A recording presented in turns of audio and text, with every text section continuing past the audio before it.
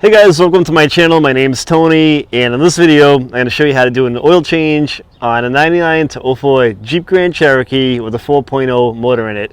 This should also be the same as the 93 to 98 Grand Cherokee with the 4.0, the ZJ model. Just check your owner's manual because a few things may be different, but it should take 6 quarts of oil, 1030, but maybe some of the wrenches could be a little bit different on your vehicle. So with that said, don't forget, if you like the video, give it a thumbs up, and don't forget to subscribe to the channel. You don't want to miss out on anything, and it's a great way to get all of our latest updates every week. So before we begin, consult your owner's manual, and this one is the owner's manual for my 04 Grand Cherokee. And then mine, it says to use 1030. It's the preferred oil weight, and it takes about 5 to 6 quarts of oil. But if you're unsure what kind of motor oil your Jeep uses, consult the owner's manual and it'll tell you inside. Okay, so the tools that you're going to need are, I have 6 quarts of high mileage Mobil 1 1030. The high mileage I have 165,000 miles on this truck. So what the high mileage oil has in it is an additive to help swell like the gaskets and the oil pan and stuff like that. So if you have like a small leak in the oil pan gasket, you may want to try adding oil in with an additive like this, because it has an additive in it that'll swell the gaskets and can help to stop leaks or at least slow them down a little bit. I have a Mopar filter on the ground, and that's an M0-090, and I have some gloves to wear, a creeper, and a couple of ramps that I can pull the Jeep up onto. So if you have a 3 or 4 inch lift, you may not need this video because you probably already know what you're doing. But I kind of like to use the ramps because it can get hot out here on the asphalt, and if you're using jack stands with the hot asphalt, sometimes they can have a tendency to dig in. So you want to be safe. These ramps are pretty easy, and you can pretty much get them anywhere. And on top, I have a funnel to put the new oil in. And you're also going to need a 5/8 wrench. So on my truck, the oil pan bolt is a 5/8.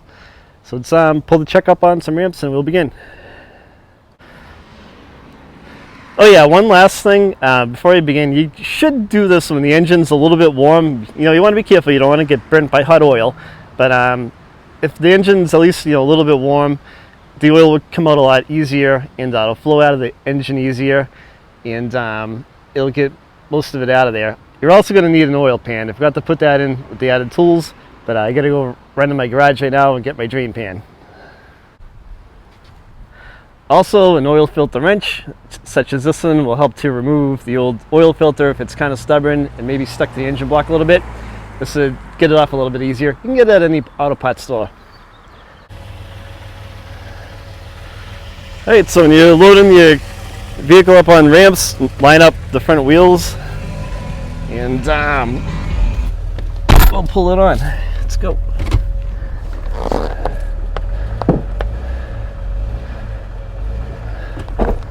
Alright, and put the emergency brake on in the vehicle, shut the motor off, and also pop the hood. Take the keys out of the ignition.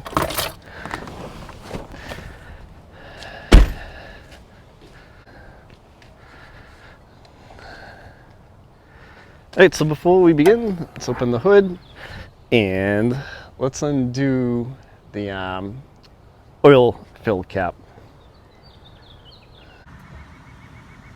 Alright, so before you drain the oil, open your hood and come on over, loosen your oil filter cap. Just kind of set it on there so nothing falls in the water while you're down below. And we're going to sneak underneath with our wrench and our oil pan, and we're going to drain the oil out. Let the games begin.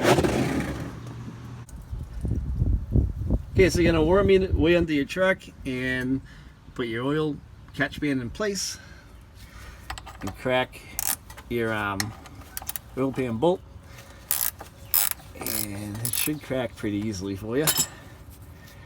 And you're going to unscrew it, and the oil's going to come shooting out, so you don't want to get in front of it. You want to stand on the side. It's good to wear gloves like this so you don't get so messy, and it's easy to clean your hands after. And there it goes. And I totally missed the pan and get some on the driveway. So I'm gonna let this drain out, and it's gonna take like a couple minutes. So while we do that, I'll cut and I'll come back when it's finished. So once your oil has stopped coming out, or pretty much stopped coming out, put your bolt back into place in the oil pan, and you're gonna catch the bolt by hand first. You don't want to put the bolt on the socket and then try to thread it in, because you could cross thread the bolt hole. You don't want that to happen, because it can turn like an easy job into a disaster and really mess your day up. So take your wrench and tighten the bolt up. You don't need to really crank down on these, just snug them up. The proper foot bounds might be in your owner's manual or in the service manual online. I usually just snug them up pretty good by hand, and you're usually okay. So slide your oil bucket over and line it up underneath your oil filter. So the oil filter, I don't know if I can see it, it's on the passenger side, and it's like right up and then around. See my finger. It's like right over there. So make sure it's in line with the oil pan, and we're gonna go up to the top of the motor, and we're gonna remove the oil filter. Right, so now we're at the top of the motor. Okay, so now we can remove the oil filter, and if you can see, the catch pan is lined up underneath, and the oil filter is right above it. So you're gonna grab your oil filter wrench, and you're gonna put it on the filter and just turn, and it should release towards the firewall. So once you have it loose, it should spin right off by hand, and there'll be like a little oil that comes out. So right now I'm just like letting some of the oil drain out. So keep a grip on it, because it's easy for the thing to slide out of your hand, and then it's going to hit the ground, and you're going to go, oh no, I got oil all over the place. Alright, so yank the filter out, and let's go to the ground. I'll show you something. Alright, so here is the oil filter. When you take the oil filter off, make sure the rubber gasket is attached to the oil filter and not attached to the engine block. Sometimes these gaskets get stuck to the engine block. You got to put the new oil filter on, you start the Jeep up or your truck, and you have a leak. I heard of it happening a million times. So this one's, I know it's with my filter, it's not on the block, so let's go put the new filter on.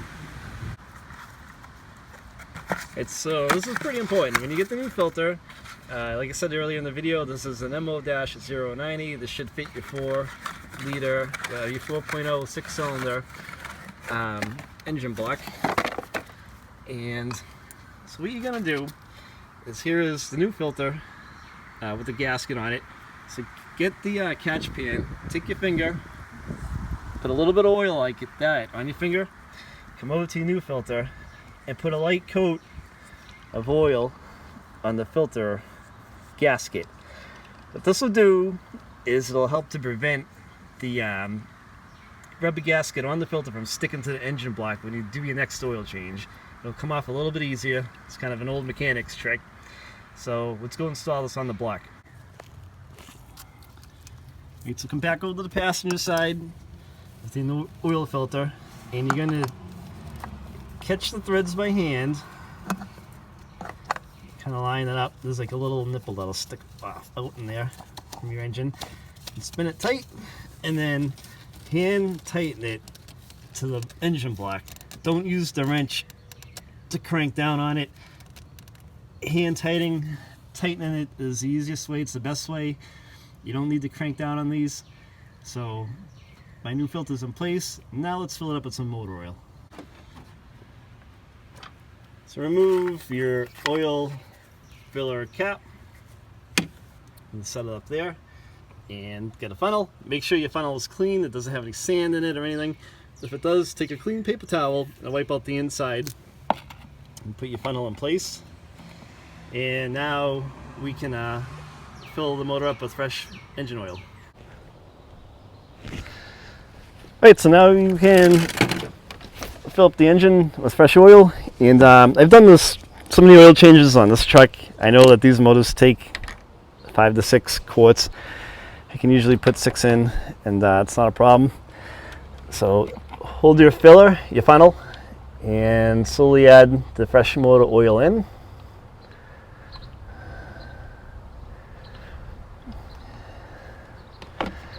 Kind of let it drain, and then I want when I usually do these, I mean, everybody I'm sure is gonna back me up on this one. I buy these 5-gallon, 5-quart jugs, motor oil jugs at Walmart. They're way cheaper to buy them like this, and then I'll get like the extra quart at Walmart as well. You can save yourself a ton of money buying Mobile One at Walmart as opposed to, you know, your mom and pop autos parts. So I hate to say that, but it is what it is. It is a lot cheaper to buy it there. All right, so that is done draining. So now let's put the rest of it in. I'm gonna finish filling this up. So I have a Wrangler too. You guys would probably have seen that on a few videos. And my wife is always like, we drive around in that Jeep, she's like, why did Jeep guys wave to one another? Like, because you might need a ride. So you gotta stay friendly. So I think that's where it came from. So I drive like, my YJ was pretty much last call for AMC. So yeah, I mean, basically an 86, AMC went out of business, and Chrysler bought all the leftover CJ and AMC parts and built a YJ out of it. And they're not the most reliable Jeep either, but man, it's a fun toy to have. All right, so that is all set. So we've got all my fresh oil in. Remember to take your funnel out. Put your cap back on for the valve cover cap. Make sure it clicks. Now what you're going to want to do is go inside the vehicle, start it up. We know we've secured the drain pan, the oil pan plug. We put a new filter on. We filled it up. Everything's in place. So let's go in. We'll start the truck up. Let it run for a couple minutes. And look under it and make sure that there aren't any leaks.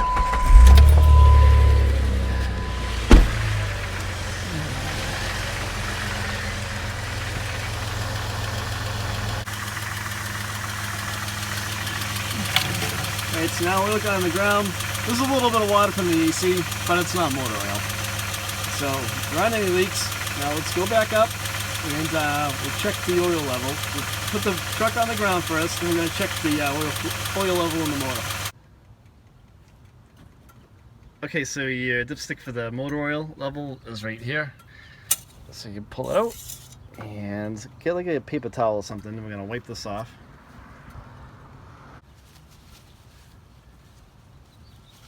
Okay, so wipe the oil off of it because it's going to be way too high up on the dipstick more than likely. So now we've got a clean dipstick, and put it back in the tube that you just pulled it out of, and we're going to check it a couple times. Make sure that everything's okay. Okay, so right here, you're right in the safe zone. It says safe between these two dots. So that's perfect. That was 6 quarts at 1030, Mobile One I used. And we'll check it one more time, so let's wipe it clean, just to make sure.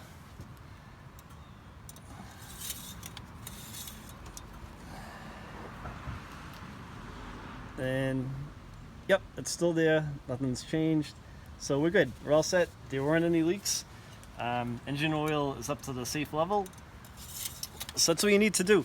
I hope you liked the video. If you have any comments or questions, leave a comment or question and I'll reply back to you. Hope you liked the video. Don't forget to subscribe to the channel.